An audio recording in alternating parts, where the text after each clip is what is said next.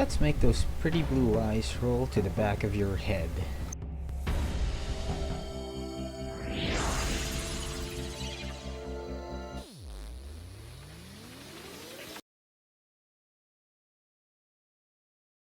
Let's take a look at Thunder Dragons and how to play them. Now, for the deck list. Chaos Dragon Levineer is this deck's main utility monster. At the hefty cost of banishing 3 monsters from your graveyard, you get to activate one of 3 effects depending on the combination of light and/or dark monsters banished for its summon. Banishing 3 light monsters allows you to summon a monster from your graveyard. Banishing 3 dark monsters allows you to return a random card from your opponent's hand to their deck. Banishing a mix of light and dark monsters allows you to destroy 2 cards on the field without targeting. Take note that once one of these effects is used on summon, this card cannot attack at the same turn.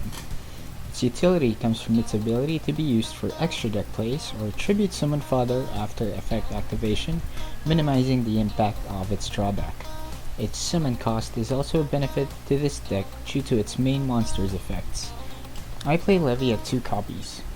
I used Chaos Sorcerer in place of a 3rd Levineer because of its availability and the lack of a 3rd copy of Levy.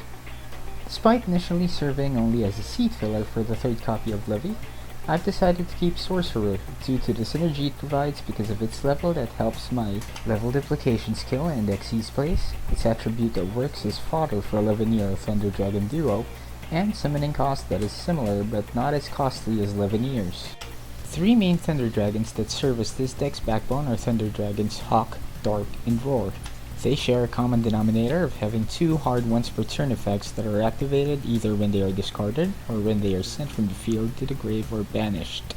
This makes them very versatile as long as you have a variety of them either in the graveyard or in your hand. Thunder Dragon Hawk is a level 6 light attribute Thunder type monster that discards itself to special summon another Thunder Dragon except itself from your graveyard or banish pile, and upon hitting the grave from the field or getting banished, it allows you to return cards from your hand to your deck and then draw as many cards. Thunder Dragon Dark is a level 5 dark attribute Thunder type monster that discards itself to add a copy of itself from your deck to your hand, and its second effect in the graveyard or banish pile allows you to add another Thunder Dragon aside from itself from your deck to your hand. Thunder Dragon Roar is a level 6 dark attribute Thunder type monster that discards itself to add a Thunder Dragon card from your graveyard or banish pile to your hand, and its second effect allows you to special summon a Thunder Dragon monster from your deck in defense position, but that monster returns to your hand in the end phase. Thunder Dragon Duo used to be the main deck boss monster of this archetype in Duel Links prior to Levineer's arrival. Regardless, this card is still a staple one of for this deck. Duo banishes 1 light and 1 dark monster from the graveyard for its summon, after which it may be resummoned with Hawk when it leaves the field. Its first effect activates when Duo destroys a monster by battle, which allows you then to banish a card from the graveyard to add 1 Thunder Dragon card from your deck to your hand. Its second effect activates during your opponent's end phase, where if Duo is still on the field, you may select one of your banished cards and place it on top or at the bottom of your deck. Its second effect is great for recycling cards disposed of by your opponent or cards he used as summoning fodder. Like most Thunder Dragon builds, I only have 2 level 4 monsters in my deck. I run 2 copies of Raiden, Hand of the Lightsworn, and 3 copies of Aloof Lupine.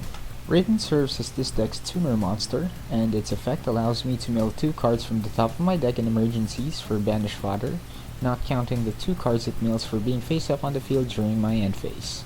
Lupine lets me banish 1 monster card from my hand and another monster of the same type from my deck, triggering Thunder Dragon effects if they are the targets. Upon destruction, Lupine also allows me to add 1 of my banished monsters back to my hand. I only run 4 spells. Mystical Space Typhoon for back row removal, 2 copies of Charge of the Light Brigade to search for Raiden and mill cards in the process, and the Melody of Awakening Dragon to search for my Levineers. My extra deck contains the boss monsters. First off, Assault Blackwing, Onimaru the Divine Thunder. Onimaru is a level 12 Synchro monster who I usually summon with a combination of Raiden and the Levineer whose effect I just used. Onimaru has 3000 attack and cannot be destroyed by card effects, allowing him to plow through enemy monsters and stay on the field with minimal worry.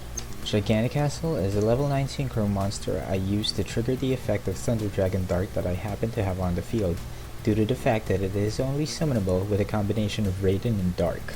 Its effect allows it to gain an additional 200 attack and defense for each non-tune or synchro material used for its summon, making it a 3100 attack beatstick, which allows me to deal with Azurai Silver Dragon or other untargetable beatsticks in the game. The rest of the monsters in my extra deck are Xyz monsters, the first of which is Constellar Ptolemy M7. M7 is a rank 6 monster who requires 2 level 6 monsters. Its effect allows you to detach one Xyz material to return one card from either field or graveyard to the owner's hand. As simple as it sounds, it's quite versatile in a way that it can recycle my cards, prevent my opponent's graveyard effects by returning their cards to the hand, and of course clear their field to go in for game. Fairy Knight Inventor is a situational rank 6 Xyz monster that I rarely summon, but has quite a devastating effect in the right circumstances. At the hefty price of 3 level 6 monsters on the field for its summon, its effect attaches 2 Xyz materials to return all other cards in the field to the owner's hand.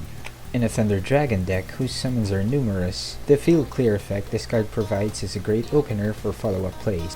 Photon Strike Bouncer is a defensive option. It is a rank 6 monster that requires 2 level 6 monsters. Its effect allows you to detach an Xyz material in response to one of your opponent's on-field monster effect activations, to be able to negate that effect activation and inflict 500 points of damage to the opponent. This provides great interruption attached to a 2700 attack body. The last 2 monsters are both rank 4 monsters requiring 2 level 4 monsters. Abyss Dweller prevents effect activations in the graveyard by detaching an Xyz material, and Malevolent Sin banishes one of your opponent's monsters until their next standby phase and gains an additional 300 attack after each time it completes an attack. Skill of choice for this deck is Level Duplication. This skill allows me to reveal one monster in my hand and select one monster on the field. The level of the monster on the field then becomes the same as the revealed monster in my hand. Now that I've gone through the deck pieces and their effects, I'd like to throw out a couple of notes about how the deck is played. At face value, this deck is a beatdown deck that also allows the opportunity to become an OTK deck. Its win condition is always to reduce the opponent's life points to 0. During my time playing the deck, however, I realized that the true strength of this deck is its ability to out-resource the opponent, grinding down their options before grinding down their life points. Because of its ability to summon multiple monsters, this deck allows you to threaten lethal without completing your combos to save resources. Those resources then could be used to bounce back from an opponent's assault, or power through their back row cards and complete those hanging combos.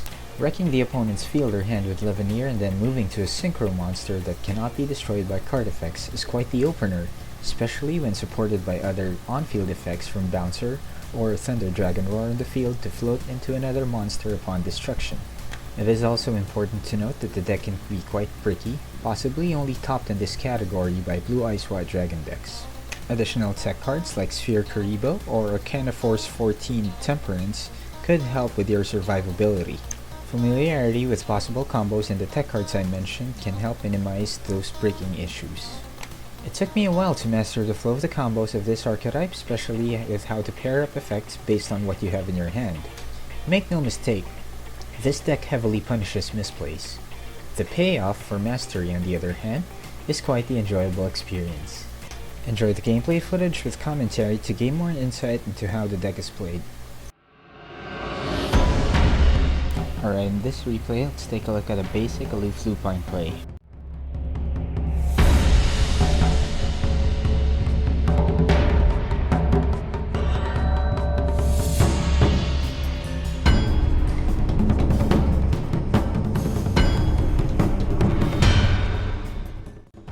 This play begins by having both Aloof Lupine and either Thunder Dragon Dark or Thunder Dragon Roar in your hand. Normal summon Aloof Lupine, then banish either Thunder Dragon Roar or Dark in your hand and the other from your deck. This allows you to summon a level 6 Thunder Dragon monster from your deck and add a Thunder Dragon Hawk to your hand. Use the Thunder Dragon Hawk in your hand to special summon the Thunder Dragon Roar you banished in order to go into rank 6 Xyz play.